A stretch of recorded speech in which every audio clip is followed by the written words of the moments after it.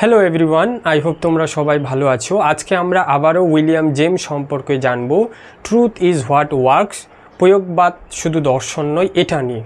তো প্রয়োগবাদ মানে কি শুধু কাজের ফলাফল? উইলিয়াম জেমস বলেন বা বলেছেন, সত্য মানে সেটাই যা কার্যকর। জেমস বলেন, মানুষের জীবনে দুটি প্রধান উপাদান রয়েছে। এক নম্বর হচ্ছে ঘটনা বা ফ্যাক্ট, দ্বিতীয় নম্বর হচ্ছে ধর্ম বা রিলিজন। তার মতে সত্য মানে এমন কিছু যা বাস্তবে কাজ করে বা প্রযোজ্য হয়। তাই তিনি বলেন, ট্রুথ ইজ হোয়াট ওয়ার্কস। এটাই প্রয়োগবাদের মূল কথা।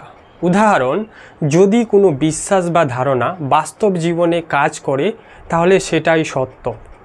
তো সত্য মানে শুধু তথ্য নয়, কার্যকারিতা নির্ভর সত্য। এই কারণেই উইলিয়াম জেমস বলেন, প্রয়োগবাদ তাই শুধু দর্শন নয়, এটা জীবনের সমস্যার বাস্তব সমাধান খোঁজার একমাত্র পথ।